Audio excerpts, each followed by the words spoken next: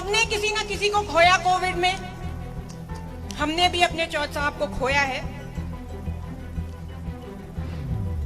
सब पे जिम्मेदारियां बढ़ गई हैं।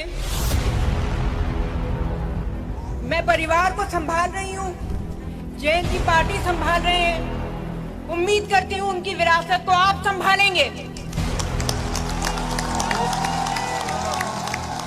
क्या मतलब था मेरे पति पे इतनी लाठियां बरसाने का? गुंडा है वो, मवाली है। क्या गलत किया था जयंत चौधरी ने? मुझे पूरा भरोसा है कि उन लाठियों का पूरा हिसाब पश्चिम उत्तर प्रदेश आपको देगा। आप लाठियां बरसाते जाइए, लेकिन जयंत चौधरी की आवाज को आप नहीं दबा सकते।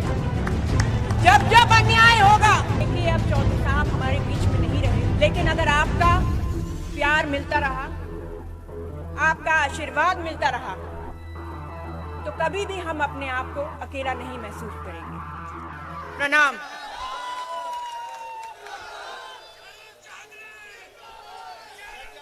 पहले तो मैं सुधेश जी अपने भाषण में कह रहे थे कि चारू को बुलाया आशीर्वाद देने के लिए, तो मैं ये कहना चाहती हूँ मैं आशीर्वाद देने नहीं, आशीर्वाद लेने आई हूँ। बहू हूँ, वैसे तो अब बहुत साल हो गए, मुंह दिखाई का जिक्र नहीं करूंगी, पर बहू हूँ, हमेशा आशीर्वाद लेने ही आऊंगी।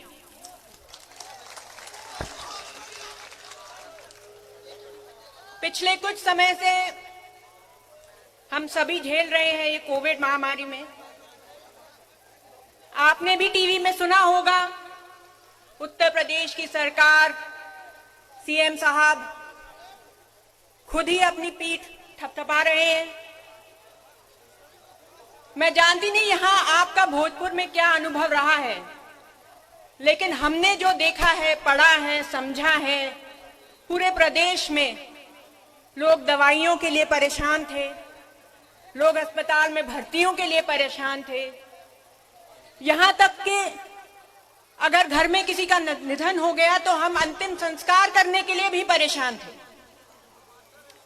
सबने देखा था किस तरह गंगा में लाशें लापता तैर रही थी, देखा था ना, सुना था। मैं पूछना चाहती हूं सरकार से कि आपने इन लाशों को किस गिनती में डाला?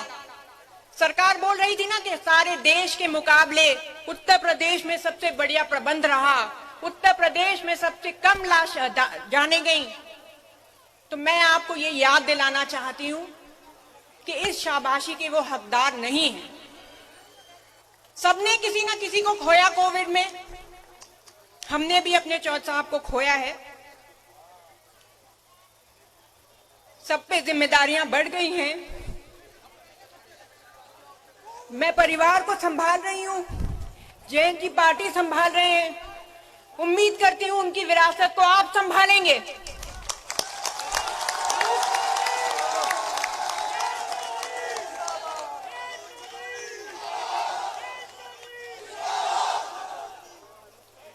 आजकल बहुत चर्चा हो रही है कि सरकार ने किसान कानून वापस ले लिए। दो चीजें मैं आपसे डिस्कस करना चाहती हूं। एक साल हमारे भाई वहां बॉर्डर पे बैठे थे। पहली बात है, सरकारों का हक है कि वो कानून लाती हैं, लेकिन अगर हम उनके कानून से नाखुश हैं तो ये हमारा हक नहीं कि हम कुछ बोलें। अगर किसान वहां बैठा है, अपने हक की लड़ाई लड़ना चाहता है, तो वो आतंकवादी हो गया क्या? खालिस्तानी हो गया क्या? आपने, पूरे प्रदेश ने इतने भारी मत से पिछले कुछ चुनावों में यहां से सांसद जिताए, विधायक जिताए। इस पूरे सिलसिले में कोई एक विधायक, कोई एक सांसद आपके काम आया? योगी जी ने तो कहा था कि हम किसानों की आय दुगनी कर देंगे। आय तो छोड़ो, ऊपर से हम पर वाटर कैनन चलवा दिए, हम पर लाठियां बरसवा दी, हम पर मुकदमे रखवा दिए। सच्चाई तो ये है कि अंत में काम अपने ही लोग आते हैं, अंत में काम राष्ट्रीय लोक दल ही आती है और अंत में काम जैन जी ही आए।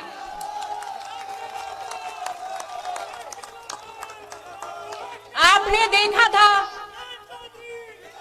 जैन जी ने आपके लिए संघर्ष किया, आपके लिए लाठियां भी खाई और उन महापंचायतों के जरिए आपके लिए आपकी आवाज उठाई। बस आपसे अब हाथ जोड़ के अनुरोध है, अब उन पर विश्वास करें, उनका सहयोग करें।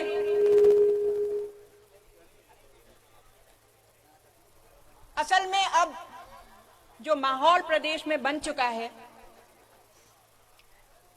उससे सब परेशान हैं, सबके मन में दुख है, दर्द है, आक्रोश है। जिस तरह की बातें आजकल सुनने को मिल रही हैं, शायद ही कभी किसी चीफ मिनिस्टर के मुंह से ऐसी बातें सुनी होंगी। जिस तरह की भाषा का प्रयोग हो रहा है, खुलेआम धमकियां दी जा रही हैं। लेकिन अब वक्त आ गया है, हम सब मिलकर इस हवा को सुधारें, मिजाज को सुधारें। आपके माध्यम से मैं पूरे प्रदेश से अनुरोध करती हूं कि इस तरह की सोच वाले लोगों को, इस तरह की नफरत फैलाने वाले लोगों को, इस तरह की ध्रुवीकरण वाली बातें करने वाले लोगों को अब आप लात मारकर ठुकरा दीजिए।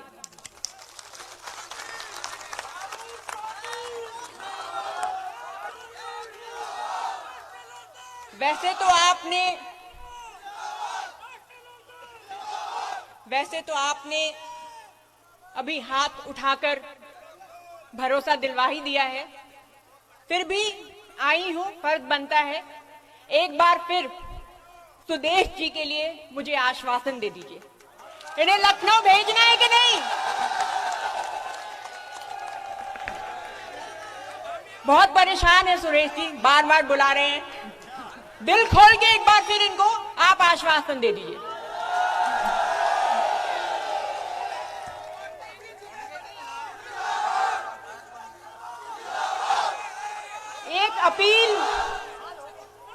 एक अपील आपके माध्यम से और करना चाहती हूं।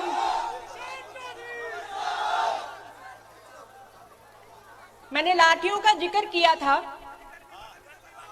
एक नजर मैं आपकी हाथरस पे भी डलवाना चाहती हूं। हम सब ने देखा वहां उस लड़की के साथ क्या हुआ, उस बच्ची के साथ क्या हुआ। पूरा प्रशासन उसके खिलाफ हो गया, उसके परिवार के खिलाफ हो गया। रातों रात चोरी छिपे उसका अंतिम संस्कार हुआ। बात बदले की नहीं है। मैं सिर्फ इतना कहना चाहती हूं, अगर अन्याय हो रहा है, हमारे बीच किसी परिवार के साथ अन्याय हो रहा है, किसी बच्चे पे अत्याचार हो रहा है, तो क्या अगर हमारा कोई आदमी वहां जाकर उसका हाल पूछना चाहता है तो उसने क्या गलत किया? क्या मतलब था मेरे पति पे इतनी लाठियां बरसाने का? गुंडा है वो, मवाली है। क्या गलत किया था जयंत चौधरी ने? ठीक है, आप प्रशासन हैं, आप सरकार हैं, आपका मन चाहा तो आपने उन पे लाठियां बरसा दी, लेकिन मुझे पूरा भरोसा है कि उन लाठियों का पूरा हिसाब पश्चिम उत्तर प्रदेश आपको देगा। आप लाठियां बरसाते जाइए, लेकिन जयंत चौधरी की आवाज को आप नहीं दबा सकते। जब जब अन्याय होगा, आपने लखीमपुर में भी देखा था, उन्होंने पूरा जोर लगाया, लेकिन जयंत चौधरी ने ठान ली थी कि मैं सुबह चला, जब चला मैं वहां पहुंच के रहूंगा, और जयंत चौधरी वहां पहुंच के रहे थे। जिस तरीके से लखीमपुर में जो हादसा हुआ, उसके बावजूद आपने उस गुनहगार के पिता को अपने बगल में बिठा के रखा। आज तक वो मंत्रिमंडल का हिस्सा है। मैं कहना चाहती हूं कि ये प्रदेश भूलेगा नहीं, पूरे क्षेत्र की हाय लगेगी इन्हें। हमारे किसानों पे कोई इस तरह गाड़ी चला के उन्हें कुचल जाएगा तो हम इतनी आसानी से भूलने वाले नहीं हैं। भूलेंगे क्या? मैं आपके माध्यम से इस पूरे पश्चिम उत्तर प्रदेश से एक हाथ जोड़कर निवेदन करना चाहती हूं। आपने जयंत चौधरी के जोश को, उनके साहस को, उनकी कर्मठता को अनुभव किया है। समय समय पर उन्होंने अपनी काबिलियत का और अपनी क्षमता का आपको सबूत दिया है।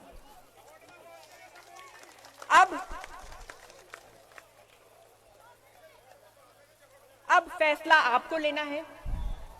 मुझे पूरा भरोसा है कि अगर आपने जयंत चौधरी को, राष्ट्रीय लोकदल को राजनीतिक ताकत दी तो वह आपकी हर कसौटी पे बहुत कामयाबी से खड़े उतरेंगे।